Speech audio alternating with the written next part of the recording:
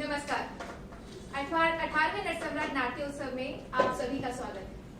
आज का नाटक है आधी रात के बाद, जिसके लेखक है डॉक्टर शंकर शेष, एसोसिएट डायरेक्टर है अशरफ अली और डायरेक्टर है मुश्ताक खां।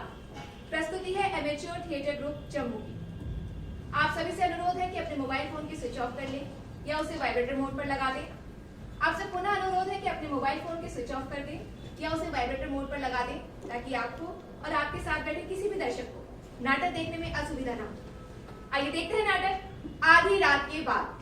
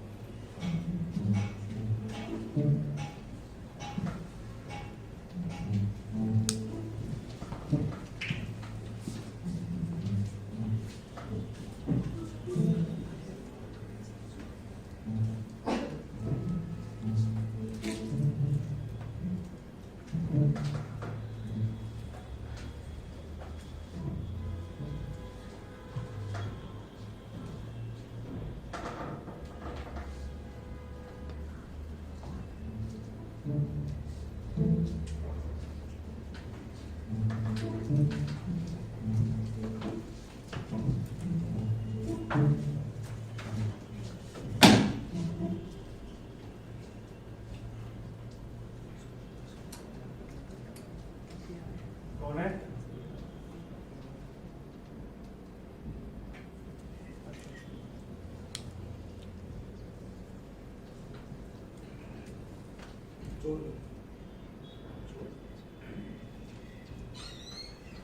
जज के घर में घुसने की तुम्हारी हिम्मत कैसे हुई?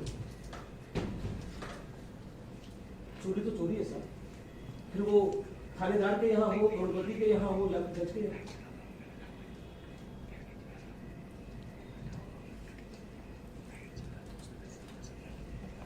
तुम्हारे पास कोई छुरा वुरा तो नहीं? मैं चोर हूँ सर, सजा नहीं।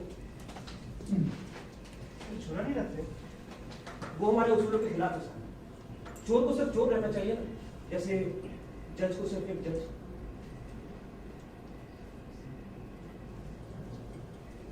वन 100 डायल कीजिए साहब, अगर ना मिले तो 217435 डायल कीजिए।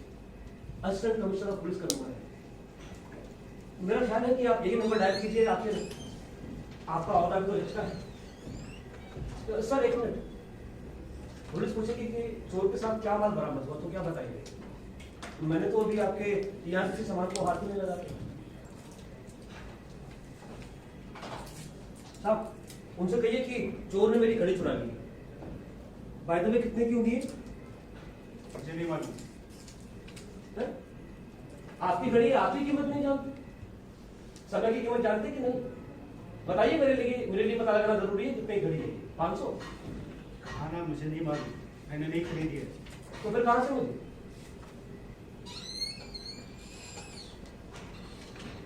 शादी के समय ससुराल से मिली।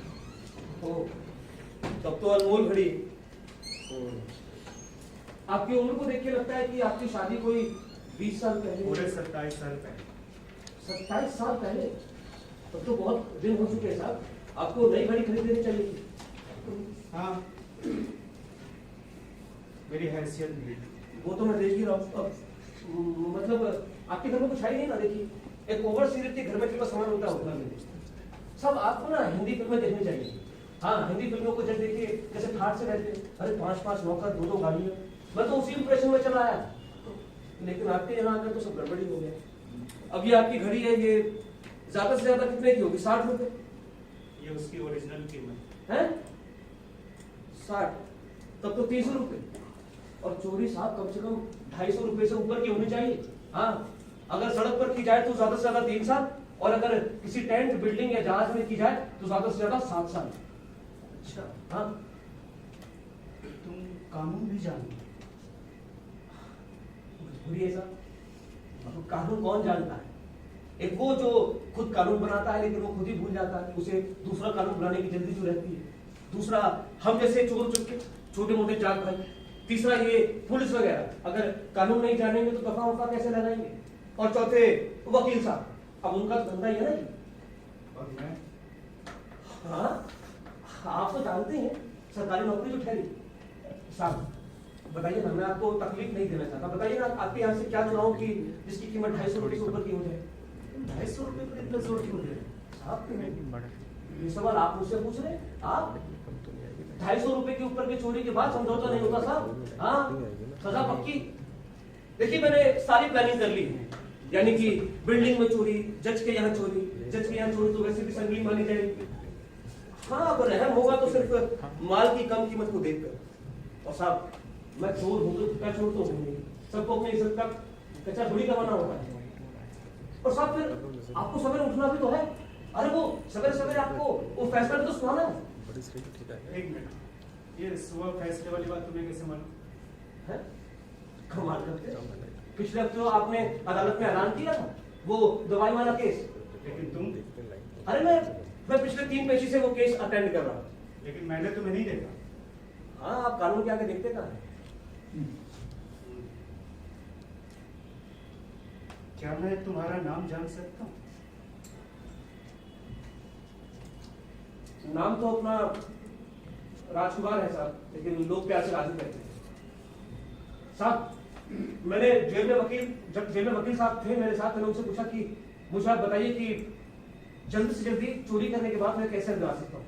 तो उन्होंने मुझे कहा कि ठीक है, तुम किसी जज के यहाँ चोरी करो, कम से कम उसका नाटक करो। हाँ, अरे जज सीधे पुलिस को फोन करेगा, ज्यादा से ज्यादा सजा होगी, 15 साल में केस रफा दफा। बस वो एक बात पर बार बार जोर दे रहे हैं कि चोरी की रकम जो है 250 रुपए से ऊपर की होनी चाहिए।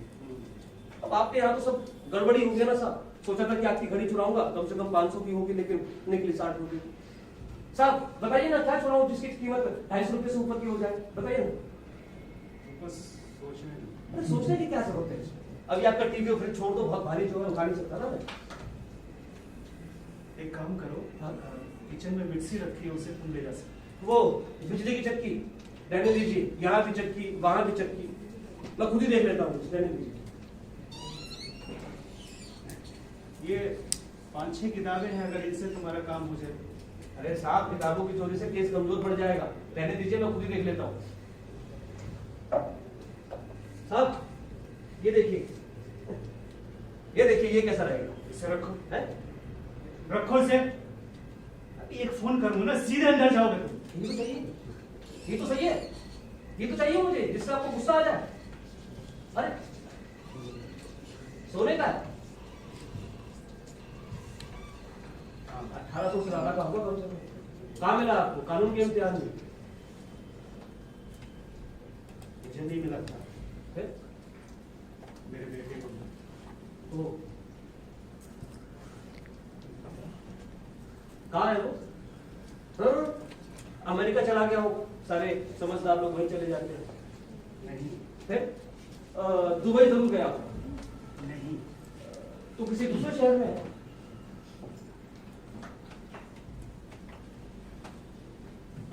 वो अब इस दुनिया में नहीं।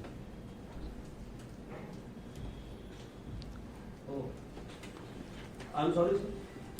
नहीं, मैं इतना नहीं हूँ कि आपके बेटे की आखिरी निशानी पूछ रहा हूँ। रखिए, आप अपने पास रखिए इसे। कोई बात नहीं, वकीलों की सलाह कभी कभी गलत हो जाती है, उसमें क्या होता है। आप फोन कीजिए ना पुलिस को, आप कहिए कि मेरे घर में चोर घुस आया है और मैंने उसे रंगे हाथों पकड़ लिया है, और ना जाओ, कीजिए ना फोन। लेकिन साहब जब पुलिस आएगी ना तो ये आपकी घड़ी उनकी कस्टडी में चली जाएगी और आपको प्रॉब्लम हो जाएगी। नहीं, मैं आपके साथ दिक्कत नहीं होने देना चाहता। आप रखिए, अपनी घड़ी में रखिए। लेकिन फोन पर क्या कहूँ, तुमने तो कुछ चुराया ही नहीं। मैं कुछ चुराना चाहता भी नहीं था साहब। मतलब ये कि मैं तो आपके घर में इसलिए आया हूँ ना कि जल्दी से जल्दी अंदर जा सकूं जेल में। अब साहब देखिए ना, अगर सड़क पर चोरी की जाए तो लोग पकड़ पकड़ के बहुत मारते, उस वक्त हर कोई शेर बन जाता है। हाँ, उससे तो 6 महीने की जेल बेहतर है। वकील साहब की याद आई, उनका प्लान याद आया और मैं आपके यहाँ पर आ गया। अब आप फोन करिए ना साहब। तुमने जो कुछ किया उसे मैं चोरी कैसे हो? मतलब पहले तुमने घड़ी उठाई, उसे वापस रख दिया, फिर तुमने ये मेडल उठाया, उसे भी वापस कर दिया, और तो और तुम्हारे पास छुरा भी नहीं है। हाँ, तो मैं आपके घर में चोरी के इरादे से तो आया था, बताइए आया था कि नहीं, तुम जल्द से जल्द जेल जाने के इरादे से मेरे घर में घुसे हो। हाँ, वो बात सही है, लेकिन ये बात भी तो सही है कि मैंने गैर कानूनी ढंग से आपके घर में आया हूँ। कानून तो मैंने तोड़ा ही है। ये आपकी किताब जो मैंने जानबूझकर गिराई थी ताकि आप जाग जाए और मुझे पकड़ ले। हाँ, तुम पर किसी के घर में गैर कानूनी ढंग से घुसने का आरोप तो नहीं। साहब फोन कीजिए ना साहब, आप तो रेगुलर लाइफ वाले हैं, खामोखा परेशान हो रहे, फोन कीजिए ना साहब।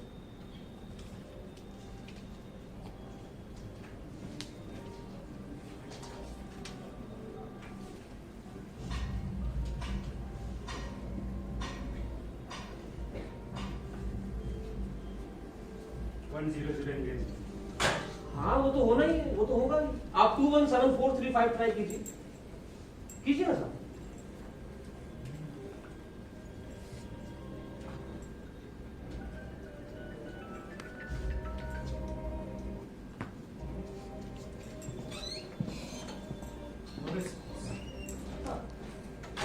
सो गए क्या पुलिस वाले?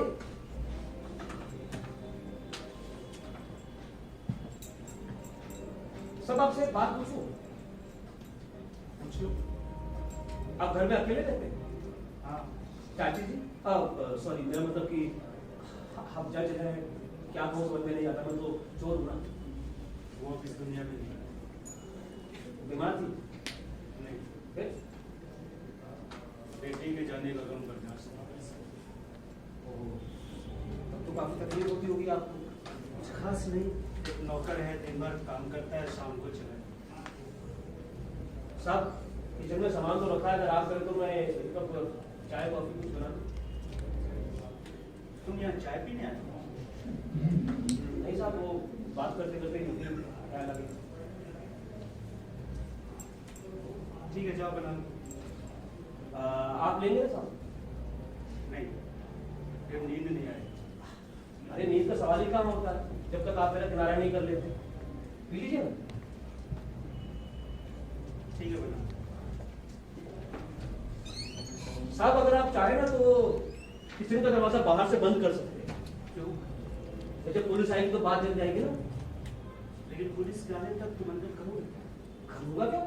अरे चाय पी लूंगा, कॉफी पी लूंगा, कुछ रखा हुआ फ्रिज में खा लूंगा, नहीं आएगी तब भी सो जाऊंगा। छोरी जैसी बात को नॉन सीरियसली कैसे ले सकते? आदत पड़ गई है सर, ज्ञान की चोरी है मेरी। जानते एक बार मैं एक फिल्म प्रोड्यूसर के घर में घुस गया। वो चोरी मैंने बड़े ही सिस्टमेटिकल ढंग से की थी। चोरी के लिए प्लानिंग की जरूरत तो पड़ती ही नहीं। आप ये मत कह देना कि जेल में तुम्हारे साथ कोई प्लानिंग एडवाइजर है। अरे नहीं साहब, अब हर सही आदमी हर सही समय सही जगह थोड़ी ना हो जाता है। तो ये चोरी मैंने बड़े सिस्टमेटिकल ढंग से की। मैंने प्रोड्यूसर के नौबत को पटाया, उसे घुमाया फिराया, चाय कॉफी पिलाई, खाना वाना खिलाया और दोस्ती को आगे बढ़ाया।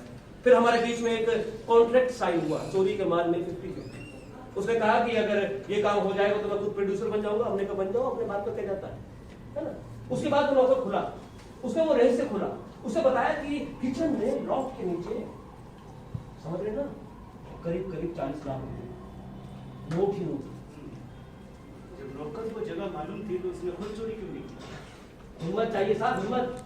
अगर हिम्मत होती तो वो नेता नहीं बन गया होता, नौकर क्यों बना रहता। उसकी जानकारी और मेरी हिम्मत, काम बन गया। नौकर ने बताया कि अमुक तारीख को मालिक किसी पार्टी में जाएगा, पार्टी का मतलब रात के 2 बजे। ठीक उसी दिन उसकी बीवी और उसकी लड़की जाएंगी कश्मीर। मैं 11 बजे वहां पहुंच गया। हर खिड़की दरवाजे का मुझे पता था। किचन में गया, देखा, जानकारी बिल्कुल पक्की थी। मैंने लॉफ्ट के नीचे देखा तो एक बड़ा सा कैबिनेट, और कैबिनेट खोलना तो अपने दाएं हाथ में खेले साहब। कितने पैसे थे? गिनता कौन है, थे 150 करोड़। उसके बाद क्या हुआ?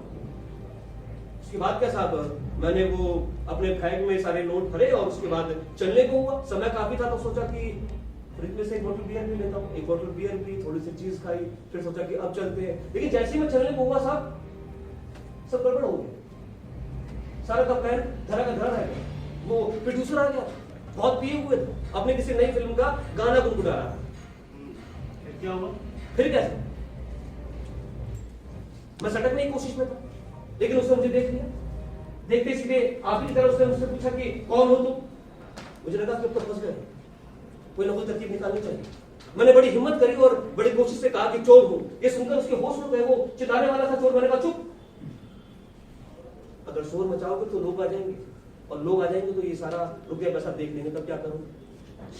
चुप हो जाए। और वो चुप हो गया। नहीं साहब, चुप कहाँ हुआ? उसने किचन का दरवाजा अंदर से बंद करने की कोशिश की।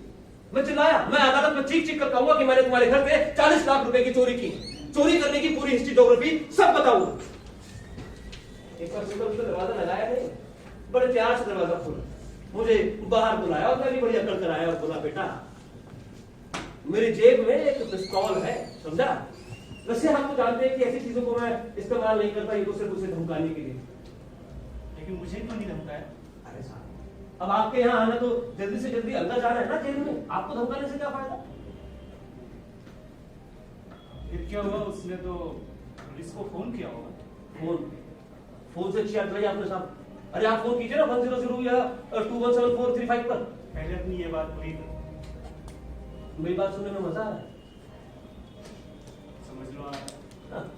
हाँ, चोरी, रेप, बलात्कार, पॉलिटिक्स, इन सब के बिना कोई एक बार चल सकता है क्या? नहीं। हाँ तो साहब, ये चोरी मैंने बड़े सिस्टमैटिकल ढंग से की थी। मैं उसके घर में गया, पैसा चुराया, उसके बाद वो मुझे अपने ड्राइंग रूम में ले गए। ड्राइंग रूम क्या साहब, सारा महल था, महल। सॉरी, वो सारा सब मुंह से निकल गया। बहुत देर से कोशिश कर रहा हूं टालने की, लेकिन निकल ही गया। बस साहब, उसने मुझसे कहा कि ये बैग मुझे दे दो और मैं मामले में रिपोर्ट नहीं करूंगा, तुम बच जाओ। उसने ऐसा कहा? हाँ साहब, उसने ऐसा कहा। और मैं समझ गया कि यहाँ एक चोर नहीं बल्कि 2 चोर बात कर रहे हैं। मेरा दाव खाना स्वाभाविक था। मैंने उससे कहा ठीक है, मैं चोरी के माल के साथ अरेस्ट होना चाहता हूँ, तुम पुलिस को फोन करो, पुलिस आएगी तो 40 लाख रुपए की रिपोर्ट लिखेगी। उसके बाद आएंगे अखबार वाले, वो छापेंगे अखबार में। उसके बाद आएंगे इनकम टैक्स वाले, वो पूछेंगे बेटा कहाँ से आया ये काला पैसा, कहाँ से आया है? अरे 12 लाख तो टैक्स वाले ले जाएंगे, पीछे रुक जाएंगे 100 अलग, बदनामी होगी 100 अलग, तब क्या करोगे? फिर क्या साहब, उसके हाथ पांव फूलने लगे, कांपने लगा, रोने लगा। मैंने कहा कि ठीक है, अगर तुम फोन नहीं कर पा रहे हो तो मैं ही फोन कर देता हूँ, जेल जाने से कौन डरता है। लेकिन बेटा मैं 1 नंबर नहीं, मैं 2 नंबर डायल करूंगा, एक पुलिस कमिश्नर का और दूसरा इनकम टैक्स वाले का। इधर मैं अंदर और उधर तू अंदर। फिर क्या साहब, उसने कहा रुको, लेट अस कॉम्प्रोमाइज, यानी कि हम समझौता कर लेते हैं। ये अंग्रेजी मुझे आती है। क्या कॉम्प्रोमाइज हुआ तुम दोनों के बीच? उसने मुझसे कहा कि 5000 रुपए लो और चले जाओ, मैं चोरी की रिपोर्ट नहीं करूंगा। और तुम मान गए? कैसे कैसे मान जाता? मैंने कहा पूरे 5%, ना एक कम ना एक ज्यादा। मुझे पता कि वो तो देगा, उसका बाप भी देगा। यानी उसने तुम्हें 1 लाख रुपया दिया? अरे दिया तो नहीं साहब, 1 लाख रुपए मैंने बैग में डाला, फोन का वायर काटा, दरवाजा बाहर से लगाया, गुड नाइट बोला और निकल पड़ा, बिना चोरी किए 50,000 रुपए अपने हाथ में। लेकिन तुमने चोरी की। और उसने क्या किया था साहब? बिजनेस। आप फोन ट्राई कीजिए, मैं चाय बना लेता हूं। सुनो जी। तुमने 1 लाख रुपयों का तुमने क्या किया? मैं जानता था कि ये सवाल आप मुझसे जरूर पूछेंगे। तो सब बात क्या है ना कि फ्लैशबैक की स्टोरी से ना मैं थोड़ा बोर हो जाता। स्टोरी वो है जो आगे बढ़े, जो पीछे छूट जाए उसे हिस्ट्री समझ के छोड़ देना चाहिए। चाय पिएंगे? जाओ।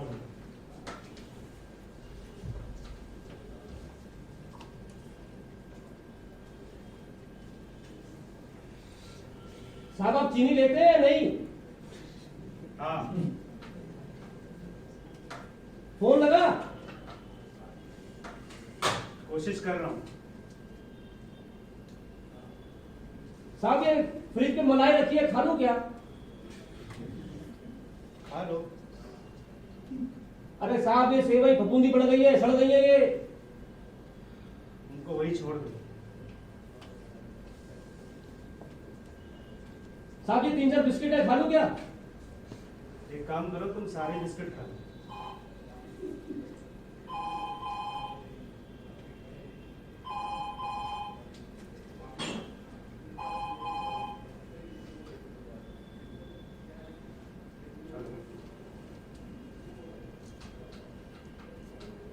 घर वाला रॉन्ग नंबर? नहीं, नंबर तो यही है। देखिए आप मुझे परेशान है, please don't disturb.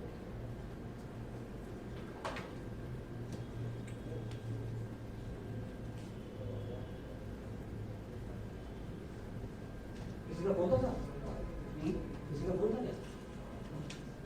Wrong number. और अपना नंबर? मेरा। कितनी चाहिए?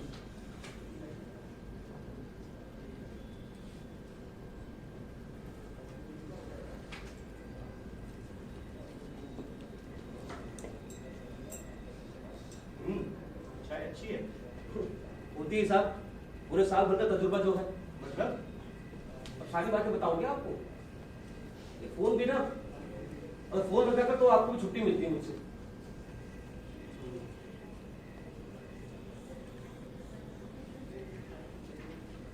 अच्छा, अब तो बता दो 1 लाख रुपयों के बारे में।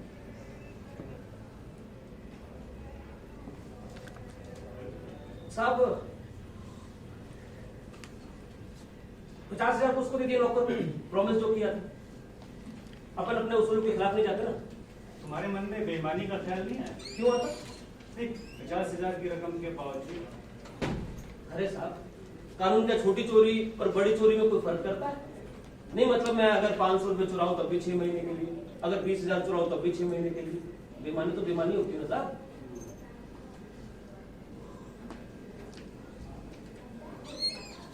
साहब नहीं रात में जाग रहे हैं, कोई खास बात? कुछ खास नहीं। समझ गया, कोई मेहमान आया है। अच्छा अच्छा, अरे तो आपको आज के लगातार आपको एक ताजा खबर सुना देता हूँ। एक दवाई कंपनी का अपना सामने आ गया। बताइए, दवाई कंपनी का वो लोग कैप्सूलों में कुछ बेसन जैसी चीज भरकर बेच रहे हैं। जाने कितने लोग मारे गए। सुनते हैं हमको एडल्ट्रेशन ऑफ ड्रग एक्ट में गिरफ्तार किया और लगे हाथों छोड़ भी दिया गया। बताइए,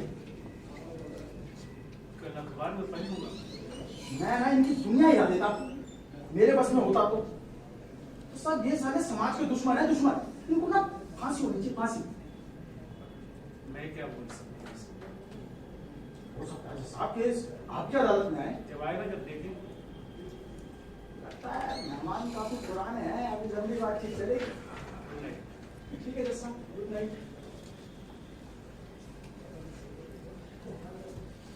आपके पड़ोसी हैं?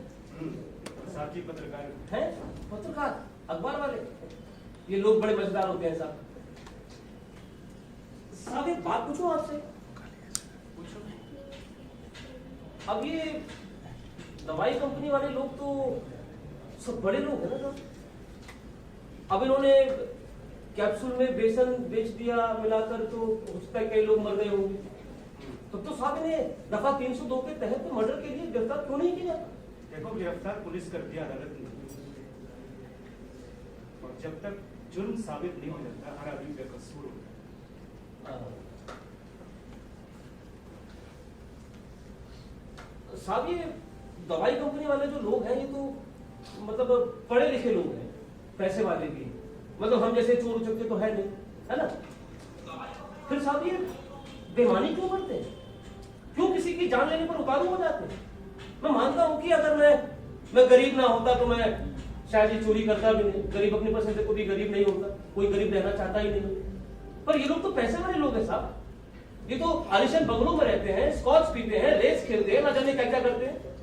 फिर ये किसी की जान लेने पर उतारू क्यों हो जाते हैं? ये तो मर्डर है साहब, मर्डर। कहा ना, मैं इस मामले में बहस नहीं करना चाहता। हम कानून से बाहर नहीं जा सकते। ये ड्रग एडल्ट्रेशन क्या कहते हैं, इसमें कितनी सजा होती है? जुर्म साबित होने पर कम से कम 3 महीने और ज्यादा से ज्यादा 6 साल। कमाल। सजा भी हमारी जितनी। हम सुना रखते भी डरते हैं, ये खून करते हैं लेकिन खून का कतरा तक नहीं टपकता।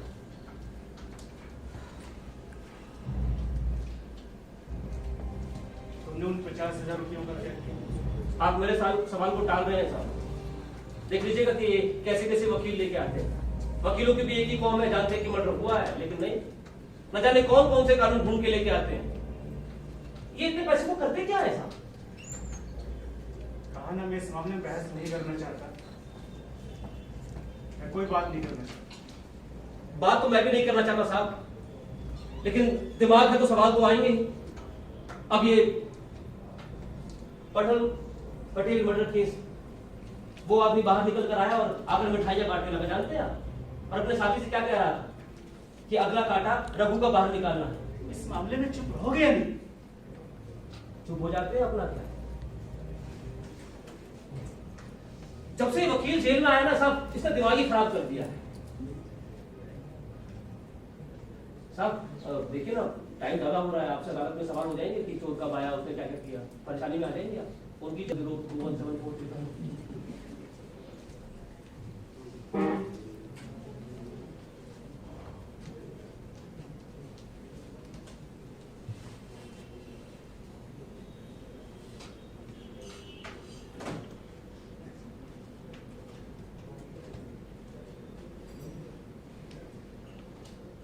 दोनों नंबर एंगेज्ड। नहीं, मैं ट्राई करता हूँ। क्यों? मुझ पर भरोसा नहीं? नहीं, ऐसी बात नहीं है। वो क्या है ना कि किसी किसी के हाथ में गुण होता है, बस, और क्या। रहने दो।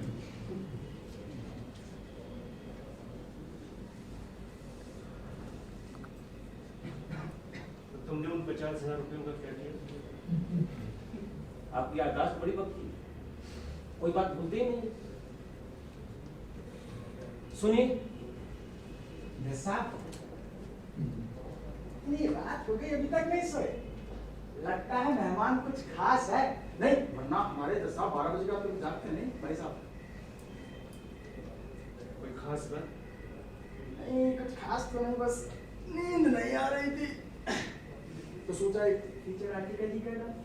अब आपको तो मालूम ही होगा, बंबई में एक नया धंधा शुरू हुआ है। कौन सा? आपको नहीं मालूम? अरे बंबई में एक नया धंधा शुरू हुआ है, कुछ बिल्डर लोगों का पैसा मांग रहे हैं। अब ब्लैक के पैसे की रसीद तो होती नहीं, अब बिना रसीद के बेचारा गरीब आदमी करे क्या, दमदारी दिखा नहीं सकता। फिगरों में कुंडे जो पाल रखे हैं 16। अच्छा वाला साहब, आप हमने 2 ब्लैक पहले ली, नहीं तो अब तो न जाने क्या होगा।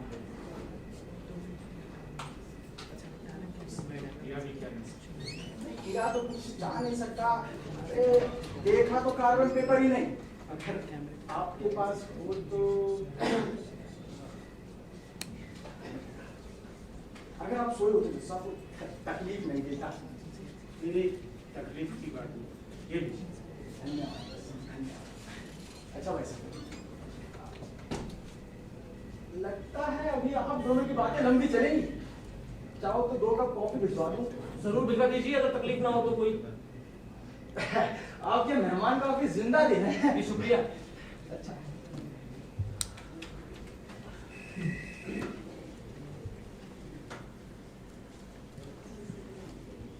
50,000 रुपयों का क्या किया?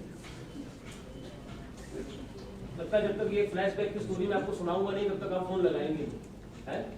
हाँ, तो 50,000 रुपए बिना चोरी किए एक चोर की जेब में, एक चोर की दौलत दूसरे चोर की जेब में। पैसा मिला तो साहब जी की पूरी भड़ास निकाली, अच्छे से होटल में गया, 5 स्टार होटल में खाना खाया, सूट पहना, बैरा को 10 रुपए टिप दिए, सूट और 10 रुपए टिप, बस सलाम पर सलाम, सलाम पर सलाम। साहब ये अंग्रेज ना सूट नाम की चीज बड़ी अच्छी छोड़ गए। सूट पहन लो, थोड़ी सी अंग्रेजी बोल लो, बन गए आप जेंटलमैन। बस इसी तरह 5 स्टार होटल में जाने लगा। आप गए कभी? हाँ हाँ, नौकरी पेशा आदमी का अपने पैसे से जाना थोड़ा मुश्किल है। हाँ तो साहब बस ऐसे ही जाने लगा, और उसके बाद सोचा कि अब अपने को भी जेंटलमैन बनना है। यानी तुम्हारे मन में भले आदमी बनने का ख्याल आया, यानी मेरा अंदाजा बिल्कुल सही निकला। भला आदमी आप मुझे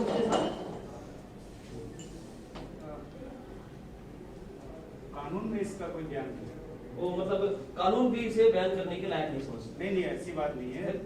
भला आदमी वो है जो कानून का पालन करता है। नहीं साहब, भला आदमी वो है जो सिर्फ अपने काम से काम रखता है। भला आदमी वो है जो किसी दूसरे के काम में पड़ता ही नहीं। भला आदमी वो है जो बिल्ली की तरह आंख मूंद कर दूध पी जाता है। भला आदमी वो है जिसे दूसरे का काम झंझट नजर आता है। भला आदमी वो है जिसे गुस्सा आता ही नहीं। सरकारी कर्मचारी, टीचर वगैरह, ये सब। यदि तुम भला आदमी नहीं बनना चाहते? नहीं साहब, अपन तो जेंटलमैन बनना चाहते हैं। बने या नहीं? बना क्यों नहीं? बना, लेकिन उसी में मारा गया। कैसे? साहब देखो ना, ये अखबार वाला कॉफी लेके अभी तक आया ही नहीं। अरे इतने में तो खाना बन जाएगा 2 लोगों का। तुम कहानी को तोड़ क्यों देते हो? बताओ आगे क्या हुआ? आगे क्या साहब, बस ऐसे ही 3-4 दिन 5 स्टार होटल में जाने लगा। फिर सोचा कि कुछ किया जाए। किस्मत साथ दे रही थी तो एक दुकान किराए पर ले ली। मौके की जगह थी। सोचा कि फर्नीचर का धंधा करते हैं। भाई जेल में थोड़ी बहुत बड़ी गड़ी सीख ही रही थी। लेकिन साहब बंबई में धंधा करना मुश्किल था। यहाँ पर बड़े फेमस थे ना, फिर पुलिस वाले भी लगातार बातचीत करते रहते थे। तो सोचा कि शहर बदल देते हैं। तो मैं पहुंचा मध्य प्रदेश के शहर भोपाल में। और भोपाल में तुमने क्या किया?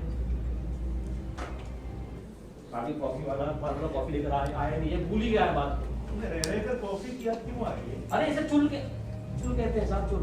मतलब अगर दिमाग में आ गई ना तो फिर आई जाती है, फंस जाती है, फिर कोई बात आ ही नहीं सकती। आप ऐसा करें ना साहब कि मैं ही, दूध तो पड़ा है, कॉफी बना लेता हूँ अंदर जाके। भाई जैसे आप ये भोपाली किस्सा सुनेंगे नहीं, फोन तो लगाएंगे नहीं, कहिए। ठीक है, जाओ बना लो। और साहब देखना कॉफी पीने के बाद किस्सा कैसे ढंग से निकलता है। आता हूँ।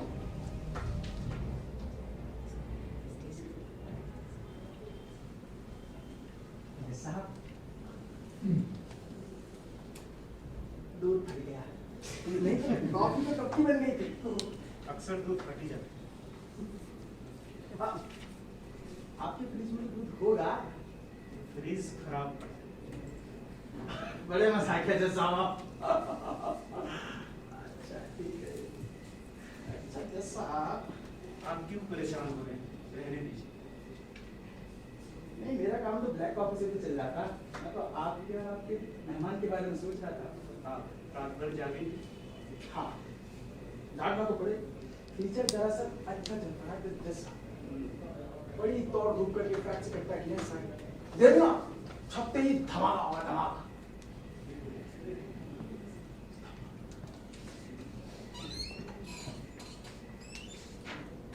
लगता है बिल्ली थी। इस हरामजादी ने परेशान कर रखा है मुझे। अब परेशानियों से कहाँ तक आप बच सकते हैं? हाँ, ये भी परेशानी से कहाँ तक बचा जा सकता है। जैसा आज ही मैं अखबार में पढ़ रहा था, कल आप उस दवाई वाले मुकदमे का फैसला सुना रहे हैं क्या? भाई तब तो आपके अदालत में जरूर आना पड़ेगा जैसा। जरूर आइए। धन्यवाद जज साहब, जरूर आएंगे। अच्छा जज साहब, अब आप आराम कीजिए। Good night. Good night.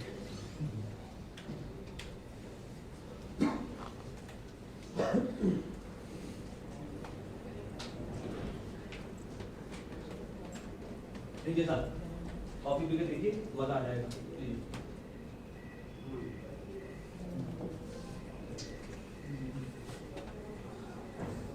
तो हमारी बात अधूरी रह गई भोपाल में। भोपाल, हाँ भोपाल वाली बात तो रही गई थी साहब। तो भोपाल में साहब अपने रसूल भाई मिले। क्या दानेदार आदमी है साहब, जबान से मिश्री टपकती है मिश्री। हर 3 साल के लौंडे को भी आप कह के बुलाते। यहाँ अपने साथ बंबई में फुटपाथी दोस्त थे। रसूल भाई ने पूछा धंधा करोगे? अपन ने कहा एक ही और पूछ। कौन सा धंधा किया तुमने? वही फर्नीचर का, और धंधा चल निकला साहब। जब धंधा चल निकला तो फिर तुमने उसे छोड़ दिया। साहब बिना रोमांस के कोई कहानी पूरी होती है नहीं ना, यहाँ भी ऐसी धंधा चल निकला था। पैसा वैसा खूब आने लगा। वो कैसे? रसूल भाई की कनेक्शन। उन्होंने कहा कि नेगेटिव पॉजिटिव को जोड़ दे मगर स्पार्क नहीं। उन्होंने आदिम जाति कल्याण वालों को भिड़ाया। आदिम जाति कल्याण समझते हैं ना? Tribal welfare. बिल्कुल सही। उनको तख्तपोशों की जरूरत थी, पूरे 5000 तक, क्योंकि हौसल वगैरह होते हैं ना। और रसूल भाई ने न जाने क्या कनेक्शन फिट किया कि सारा कॉन्ट्रैक्ट अपने को मिल गया। तख्त बने चाहे नहीं बने, कुल मिलाकर अपने को 1.5 लाख का फायदा हुआ। जब इधर भी चोर हो और उधर भी चोर, तो दोनों तरफ फायदा ही फायदा। और साहब उन्हीं दिनों एक कॉन्ट्रैक्टर के घर जाना आना शुरू हो गया, और फिर वहां से शुरू हुआ अपना रोमांस उसकी लड़की के साथ। उसका नाम था रागिनी। रागिनी के आते मेरे जीवन के सुख बदल गए। मैं सोचता, अगर मैं ऐसा करूंगा तो वो क्या कहेगी, अगर मैं वैसा करूंगा तो वो क्या कहेगी। मेरे जीवन में किसी ने जैसे गुलाब जल छिड़क दिया। तो तुमने रागिनी से शादी क्यों नहीं की? आखिर आप भी हिंदी फिल्मों की तरह हीरो हीरोइन का मिलना ही पसंद करते हैं, लेकिन ये जिंदगी है साहब, जल्दी फिल्म तो है नहीं। शादी हमारी लगभग तय हो चुकी थी, तैयारियां सारी शुरू हो गई थी, लेकिन उसी बीच एक हादसा हो गया। भोपाल में चोरियां होने लगी, बड़े बड़े अफसरों व्यापारियों की तिजोरियां खुलने लगी, अखबार वाले चीखने लगे, किसी ने हल्ला मचा दिया कि भोपाल का गैंग है। और तुम पकड़े गए? अरे चोरी की हो तो अपना साथ, लेकिन मैं फंस गया। गैंग भोपाल का ही था, अपने ही पुराने साथी संगी थे। उन्होंने ना जाने कैसे मेरा पता लगा लिया, मेरे पास आए, मुझसे बोला कि तुम्हें हमारा साथ देना होगा, अगर नहीं दोगे तो फिर जाके हम पुलिस में रिपोर्ट कर देंगे, तुम्हारी शादी वादी सब धरी की धरी रह जाएगी। मैंने बहुत मिन्नतें की, मैंने उनके हाथ पांव जोड़े, मैंने उनसे कहा कि मैं जेंटलमैन की जिंदगी जी रहा हूं, मुझे जीने दो। लेकिन वो चाहती क्या थी? चाहते क्या थे, वो एक नए तरीके का सेफ खुलवाना चाहते थे, नए डिजाइन का, और वो सिर्फ मैं ही खोल सकता था। तुम सेफ खोलना जानते हो? उसी में तो मैं कलाकार हूं साहब। साहब एक बात पूछूं आपसे? पूछो। साहब ये सवाल मैंने कई बार कई लोगों से पूछा, लेकिन मुझे आज तक इसका कोई सही जवाब नहीं मिला। न जाने आपके सामने मेरी क्यों हिम्मत होती जा रही है कि पूछने। पूछो। सब गुनाह और पाप में क्या फर्क है?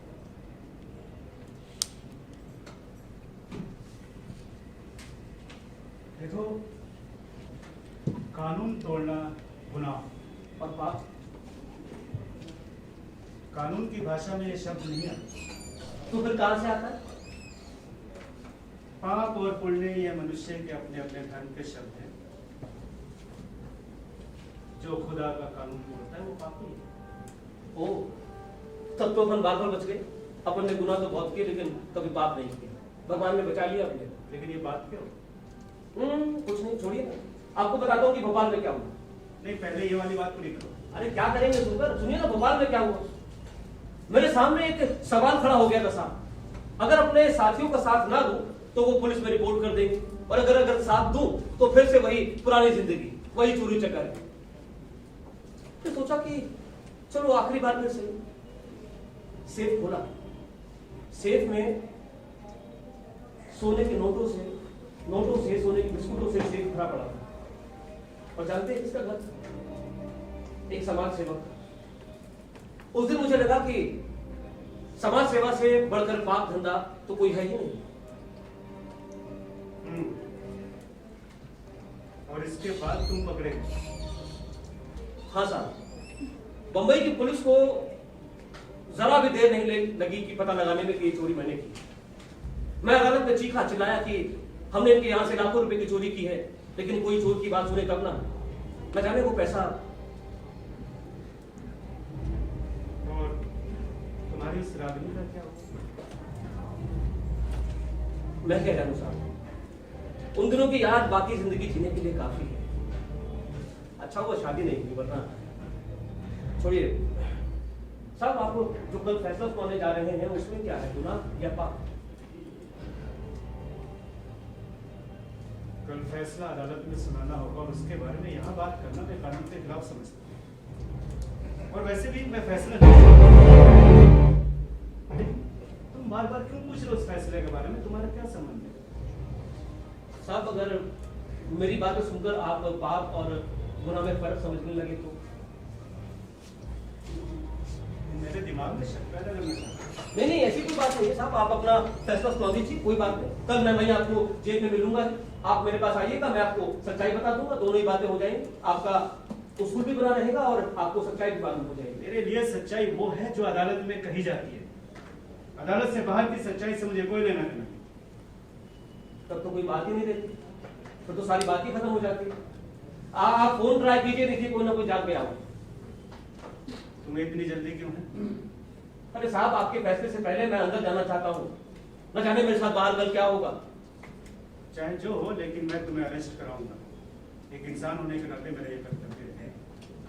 आप जज होने के साथ साथ एक इंसान के रूप में सोचते हैं। हाँ, लेकिन इन दोनों को मैं अलग रखता हूँ।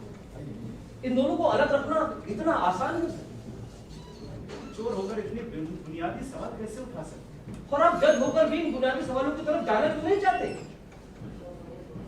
न जाने क्यों आपके लिए मेरे दिल में इज्जत पैदा हो गई। अरे कोई तो पक्का है जो अपने पर खड़ा है, लेकिन हमारा क्या, हम क्या करें?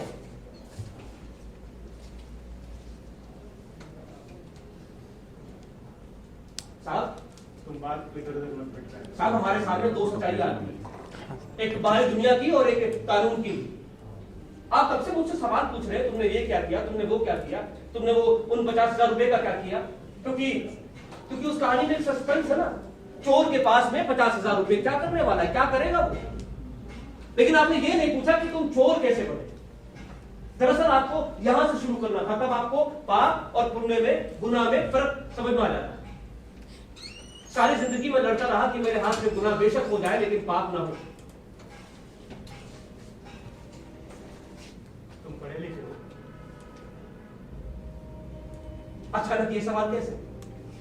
हाँ, पढ़े लिखे हो फिर भी चोरी करते हो, शर्म नहीं आती? नहीं, ऐसी बात नहीं, ऐसी ही बात है। आपने भी कहा होगा किसी को, इतने पढ़े लिखे हो चोरी करते हो, शर्म नहीं आती? किसी ना किसी को तो आपने ये लाइन जरूर कही हो।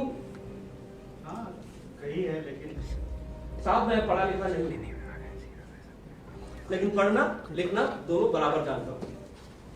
अंग्रेजी भी बोल लेता हूं ठीक ठाक, एक गुरु जी की कृपा से जेल में। इन स्कूलों के बाहर बहुत सारे स्कूल होते हैं साहब, जहां जाना नहीं पड़ता, ये खुद ब खुद अपने आप आपके पास चले आते हैं। और फिर पढ़े लिखे लोग तो चीटर कहलाते हैं ना साहब। हम लोग चीटर को चोरी से ज्यादा घटिया किस्म का समझते हैं। एक बात बताइए, आप किसे घटिया समझते हैं, चोर या चीट? जानता हूं आप जवाब नहीं देंगे, लेकिन मुझे चीट यानी फ्रॉड करने वालों से सख्त नफरत है। क्यों? क्योंकि ये गरीब जनता का पैसा फ्रॉड करते हैं। चोर भी तो जनता, गरीब जनता का पैसा चोर। गरीब जनता के पास पैसा है कहां चुराने के लिए? चोर किसी को धोखा नहीं देते। और एक आदमी के साथ गुनाह करे और दूसरा आदमी पूरे समाज के साथ गुनाह करे, तो बताइए ना कौन है बड़ा गुनहगार? बात को इधर उधर भटकाने में तुम उस्ताद हो। मैं तुमसे तुम्हारी पहली चोरी के बारे में बात कर। मैं वही बता रहा। आपने कभी सिनेमा का टिकट ब्लैक किया है? ऐसी वाहियात बात करते हुए तुम्हें शर्म नहीं आती? भैया, मैं सिनेमा का टिकट ब्लैक करने वाली गैंग में था।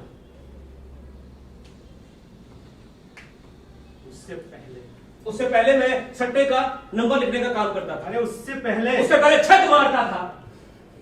और क्या बताऊं मैं आपको?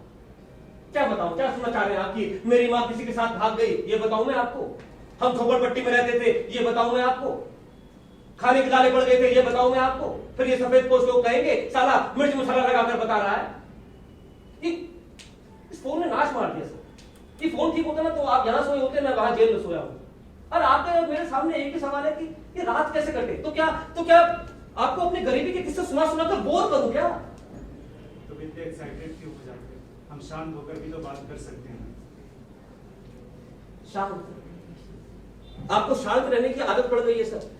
जरा सा शोर हुआ नहीं, आपने उठाया हथौड़ा पटक दिया, ऑर्डर हो गए सब शांत। आपको मालूम है मेरी क्या हालत है? लिहाज में मेरी क्या हालत हो रही है? पिछले 2 घंटे से सिगरेट तक नहीं पी पा रहा हूं मैं। पी सकते हो? आपको बुरा नहीं लगेगा? नहीं, बुरा क्यों लगेगा? मैं भी कभी पीता था, लेकिन इन दिनों ब्लड प्रेशर की वजह से। बड़ी खतरनाक बीमारी है साहब। साहब देखिए ना, आप फोन ट्राई कीजिए, मैं देखता हूँ कुछ किचन में ठीक कर देता हूँ, है ना? टाइम तो बहुत हो चुका है। ठीक है साहब, आप कीजिए, नहीं बढ़ रहा है।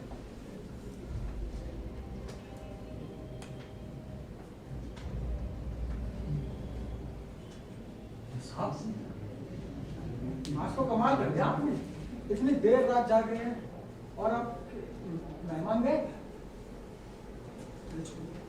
जैसा एक मिनट देना पड़ेगा ये जिस आपको कुछ दिखाना है।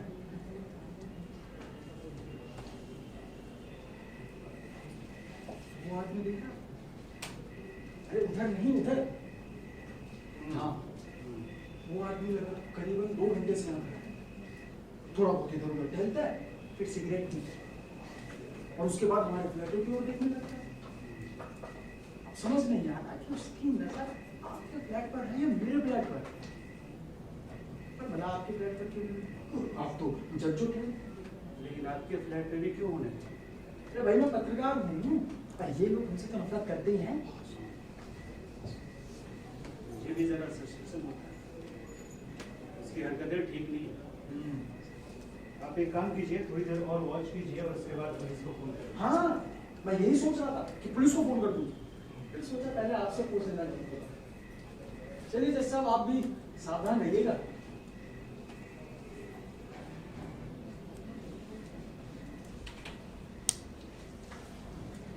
साहब फोन लगा कि नहीं?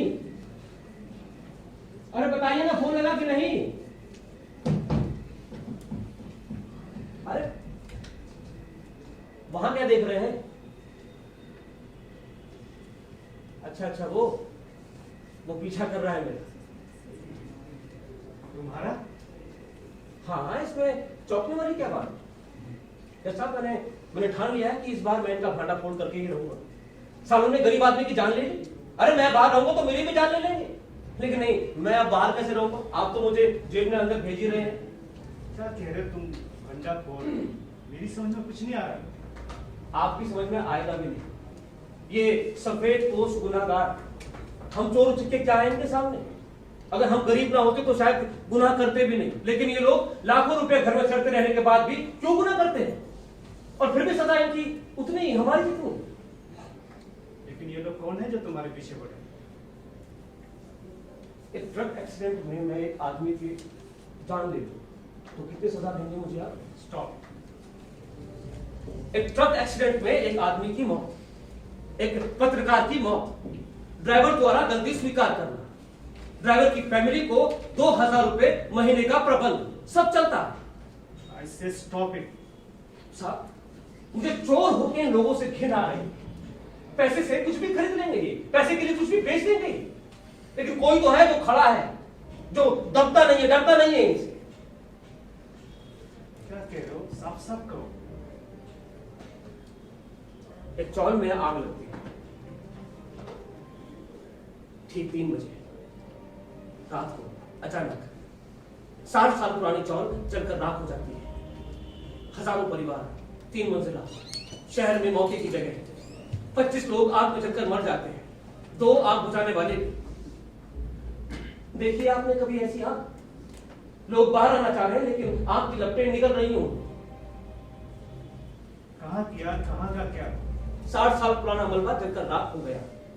वहां रहने वालों का, गरीबों का सब कुछ जलकर राख हो गया।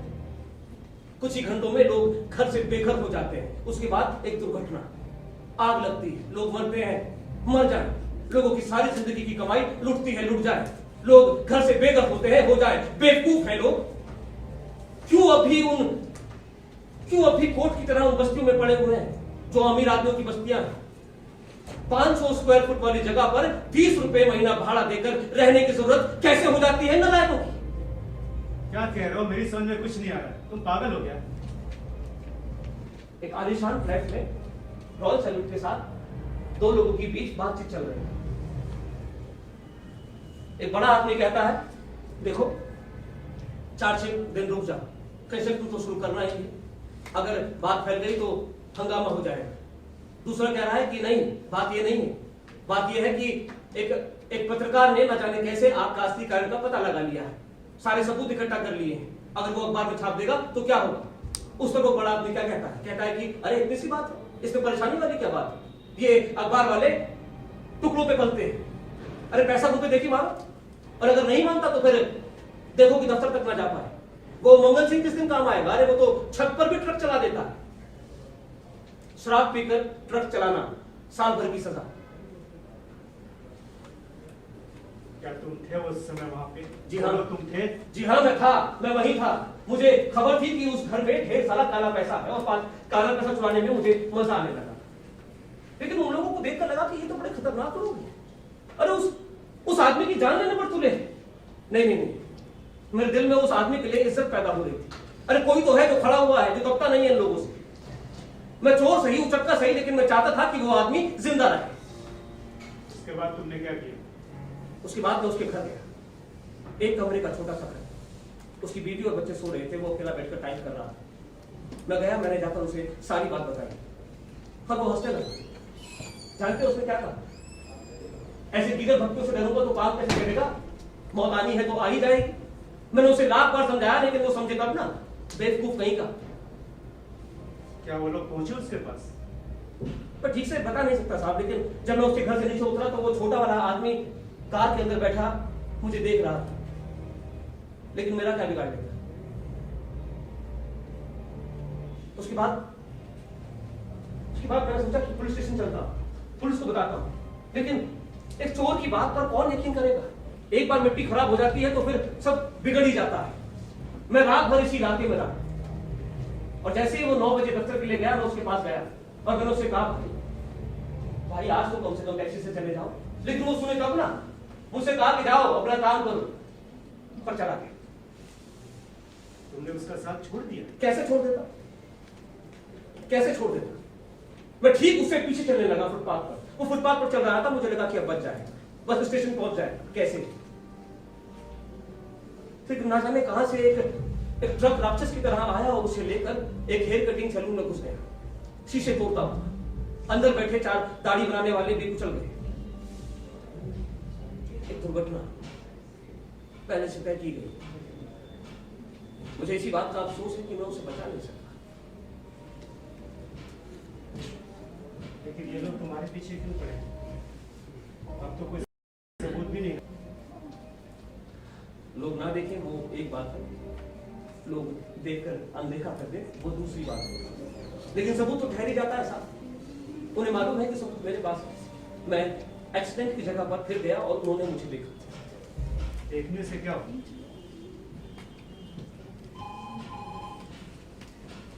आप किसी का टेलीफोन है?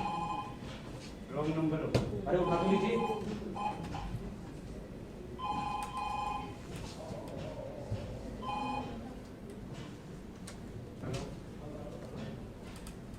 Hello hello. साहब आप लगाइए ना 100017435। मैं जानना चाहता हूँ कि ये लोग तुम्हारे पीछे क्यों पड़े? अरे क्या करेंगे जानकर? आप फोन लगाइए। नहीं, पहले बताओ। अरे फोन लगाइए ना। अरे पहले बताओ तुम्हें क्या दिक्कत है? अरे सर फोन लगाइए, नहीं तो फोन फिर से डेड हो जाएगा। लगाइए ना फोन।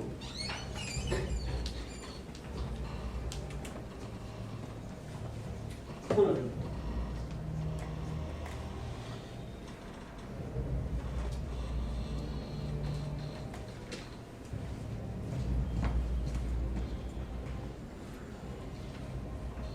हेलो, मैं जयपाल सिंह हूँ। हाँ जय।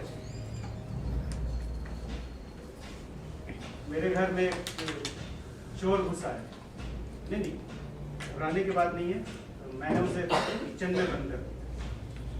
ठीक है, आप आइए फिर 10 मिनट। फोन हो गया। आखिर आपको किचन वाली बात कहनी ही पड़ी। कोई बात नहीं, मैं तो अदालत में से हिला दूंगा।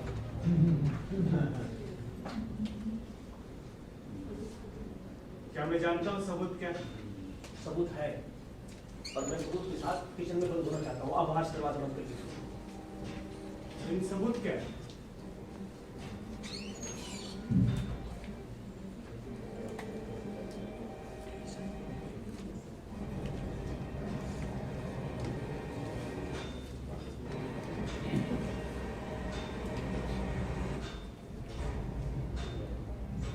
ये है सर सबूत। ये ब्रीफकेस उससे उछलकर थोड़ा दूर जा गया। मैं भागा और मैंने इसे जाकर उठा लिया। उन लोगों ने मुझे देख लिया, इसीलिए बार बार मैं फिरता रहा, छिपता रहा। लेकिन उन लोगों का घेरा अब बढ़ता जा रहा है साहब, इसलिए वकील साहब के साथ समय याद आई और मैं आपके पास आ गया। अब पुलिस आएगी, है ना, आपकी गाड़ी बरामद होगी, इसमें एक आर्टिकल है, पुलिस पढ़ेगी जरूर, अगर भगवान ने चाहा तो सब ठीक हो जाएगा। थैंक यू सर, बहुत मसाला है इसमें, आप दरवाजा बंद कर लीजिए। सुनो जी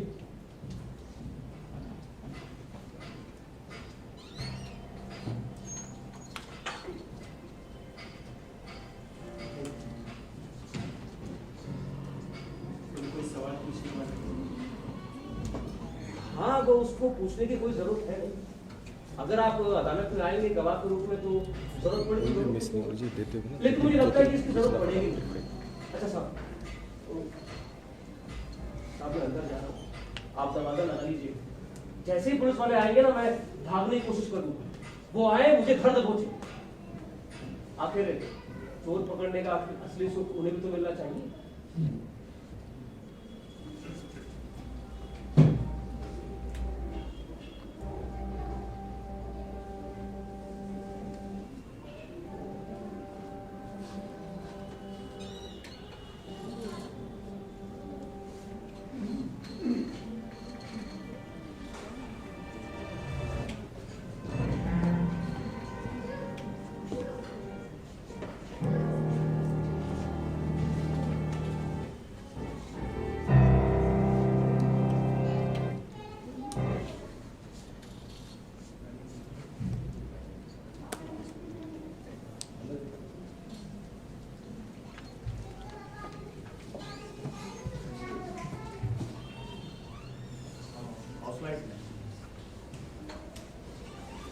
तो ये ठीक है।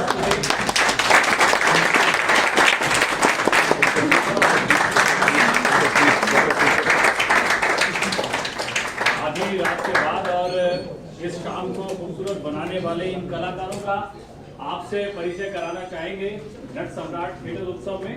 तो पहले मंच पर उपस्थित कलाकारों से ही आपका परिचय कराते हैं। जज की भूमिका में अशरफ अली,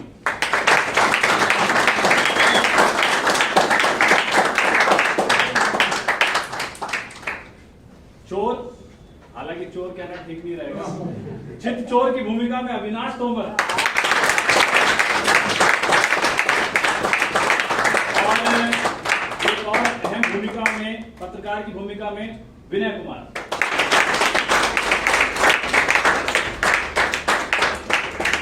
दोस्तों, कोई भी प्रस्तुति पार्श्व कर्मियों के बिना असंभव होती है, और पार्श्व कर्म में म्यूजिक और लाइट्स पे थे हमारे कुछ साथी।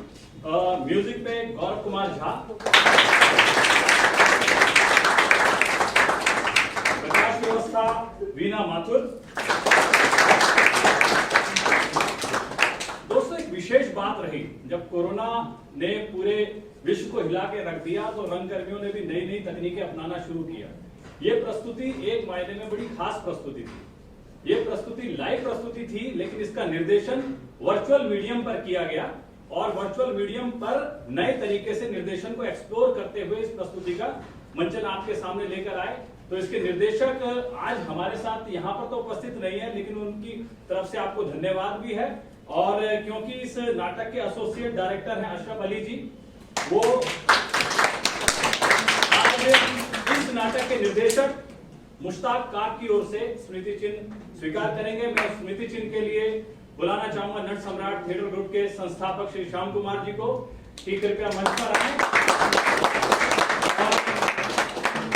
नाटक के निर्देशक मुश्ताक काक जी का स्मृति चिन्ह, नाटक के एसोसिएट निर्देशक, सह निर्देशक, हाँ, एसोसिएट निर्देशक डायरेक्टर अशरफ अली।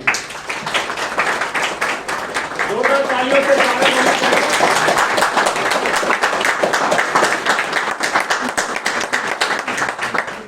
बहुत बहुत धन्यवाद। और इस तरफ से हॉस्पिटल लीजिए जी, वो उधर से आएंगे। तो ये तो अभी आधी शाम थी, और अभी आधी शाम और बाकी है। आप लोगों का बहुत बहुत धन्यवाद। अभी आपको एक प्रस्तुति करनी है तो आप उसकी तैयारी कर सकते हैं। इस बीच में हम आप लोगों से कुछ और साझा करना चाहते हैं। नट सम्राट थिएटर उत्सव जो है वो लगभग 5 दिन चला है, और ये आज 5वां और अंतिम दिन है। और किसी भी उत्सव को सफल बनाने में उसके लिए टीम की आवश्यकता बहुत महत्वपूर्ण होती है और उस पूरी टीम का भी आज आपसे परिचय कराना चाहेंगे, क्योंकि एक उत्सव बहुत मुश्किल से होता है और जिस कोरोना काल में उत्सव किया जा रहा है उसमें तो उन सब कोरोना रंगमंच वॉरियर्स, ये शब्द सही रहेगा मेरा ख्याल है कि, क्योंकि कलाकार भी आपके सामने उसी स्थिति में आता है जिस तरह से डॉक्टर आते हैं या और कोरोना वॉरियर्स आते हैं, तो उस टीम को भी हम फैसिलिटेट करना चाहेंगे कि अलग अलग भूमिकाओं में वो हमारे साथ रहे।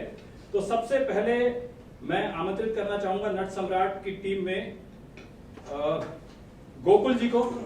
मुकुल वशिष्ठ, मुकुल वशिष्ठ, हाँ जी सर, वरिष्ठ छाया चित्रकार हैं और नट सम्राट टीम के पुराने साथी हैं।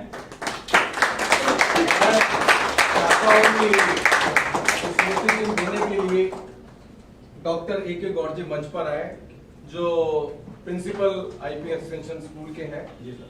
तो आप एक स्मृति चिन्ह हमारे सीनियर फोटोग्राफर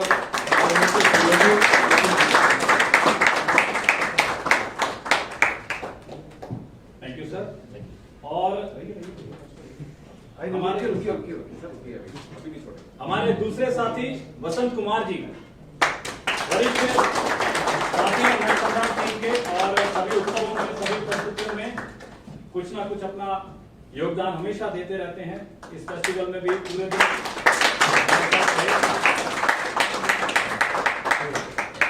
लोकेश, हमारे एक और टीम मेंबर, लोकेश के लिए जोरदार ताली।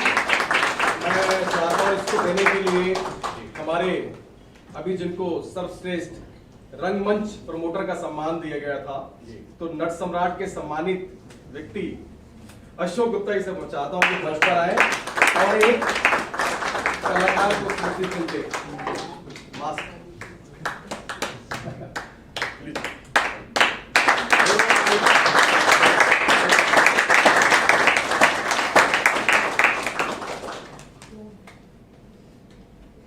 Thank you. Rakesh Kumar Rocky ji, हमारी टीम के महत्वपूर्ण सदस्य।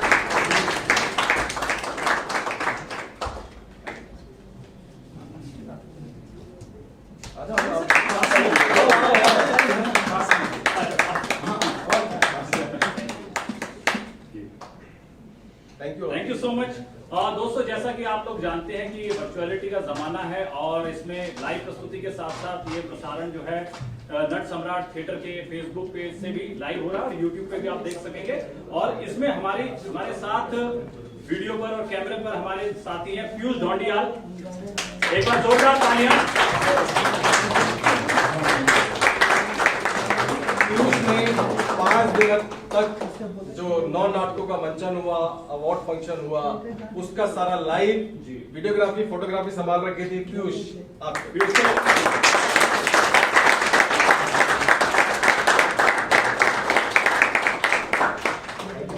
और साथ ही हमारे साथी रोहित भारद्वाज जी,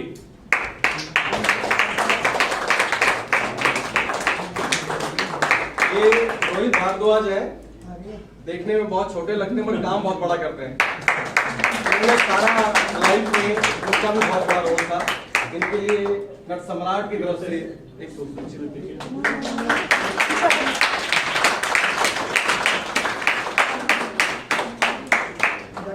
थैंक यू रोहित। और अब दोस्तों मैं मंच पर बुलाना चाहूंगा नट सम्राट की एक बहुत महत्वपूर्ण सदस्य जिन्होंने नट सम्राट को अपनी जिंदगी दे दी है और आप लोग नट सम्राट की प्रस्तुतियों में उन्हें देखते रहे होंगे और ये उत्सव आयोजित करने में उनकी बहुत महत्वपूर्ण भूमिका है। अपने पूरे स्पिरिट के साथ नट सम्राट को संभालते हुए मैं आमंत्रित करना चाहूंगा मुनमुन जी को।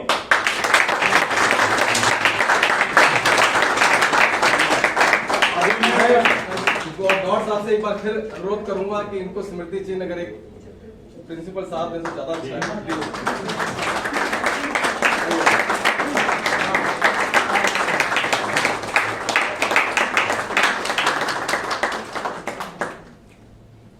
Thank you so much.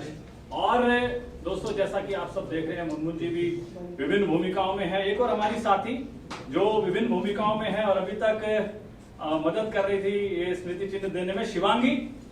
पूरे फेस्टिवल में शिवांगी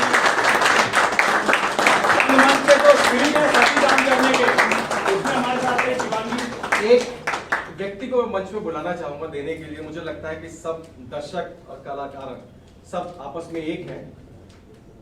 एक वरिष्ठ कला प्रेमी है, वरिष्ठ शब्द इसलिए इस्तेमाल किया कि बहुत साल से वो रेगुलर नाटक देख रहे हैं, नाटक देखने वाले हैं और सबके किसी के नाटक नहीं छोड़ते। और उनके छोटे भाई मेरी डायरेक्शन में अनेकों नाटक भी कर चुके हैं। तो मैं अनुरोध करता हूं आप आइए मंच पर, आप आइए। आप एक कलाकार के सम्मानित होंगे, आप किसी के नाटक नहीं छोड़ सकते।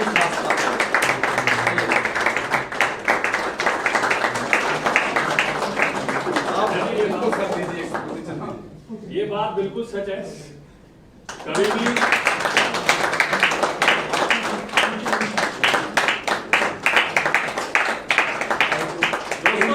दो भाइयों ने मेरे साथ काम किया है, कर्नल धीरेन्द्र गुप्ता जी ने, जितेंद्र गुप्ता जी ने जो अभिनय किया है, काफी बार मुलाकातें हुई। ये सिर्फ नाटक देखते हैं, किसी के भी नाटक नहीं छोड़ते। Thank you very much. Thank you sir. और दोस्तों ये तो था हमारी नट सम्राट टीम का सम्मान, और सम्मान जो है नट सम्राट थिएटर ग्रुप करता है विभिन्न कलाकारों का, निर्देशकों का और मंच पाश में काम करने वालों का, थिएटर प्रमोटर का। और सर जिस तरह का स्पिरिट लग रहा था एक दर्शक को भी मिलना चाहिए। सच में सर हम लोग ये बात पूरे डंके के साथ कह सकते हैं कि अभिनेता और थिएटर के अभिनेता और कलाकारों के लिए दर्शकों का होना बहुत जरूरी है। और सर हमेशा मुझे नहीं लगता कि कोई शो छोड़ते होंगे, और जब भी आते हैं खूब हमें प्रोत्साहित करते हैं। तो इस वर्ष भी नट सम्राट ने विभिन्न श्रेणियों में सम्मान घोषित किए थे, जिसका फैसिलिटेशन 2 दिन पहले हमने किया था। दिल्ली के उप मुख्यमंत्री, शिक्षा मंत्री, संस्कृति मंत्री श्री मनीष सिसोदिया जी के हाथों से पुरस्कार वितरण समारोह हुआ था। एक हमारी साथी जो कि रंगकर्म के कारण ही हिसार में उस दिन उनका शो था, और उन्होंने हमें शुभकामनाएं और धन्यवाद दिया था, लेकिन हमने कहा कि ये पुरस्कार जनता के सामने ही दिया जाना चाहिए, क्योंकि हम लोग जनता के कलाकार हैं, तो जनता के बीच में ये पुरस्कार दिया जाना चाहिए। तो इस वर्ष की सर्वश्रेष्ठ अभिनेत्री का जो सम्मान है वो हमारी एक साथी भारतीय हिंदू नाट्य अकादमी से प्रशिक्षित थिएटर की अध्यापिका, अभिनेत्री, निर्देशिका और कई वर्षों से थिएटर में अभिनय करने वाली हमारी साथी, एक बार जोरदार तालियों से स्वागत तृप्ति जौहरी का। इस वर्ष की सर्वश्रेष्ठ अभिनेत्री का सम्मान तृप्ति जौहरी, जोरदार तालियों से स्वागत होना चाहिए।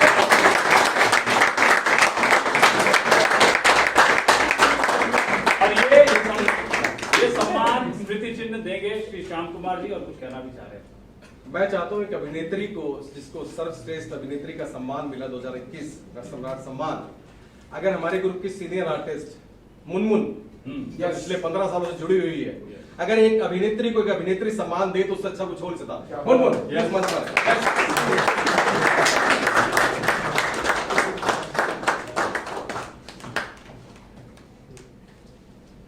ये शॉल नट सम्राट की ओर से, खूबसूरत स्मृति चिन्ह जिसमें तृप्ति की तस्वीर भी है।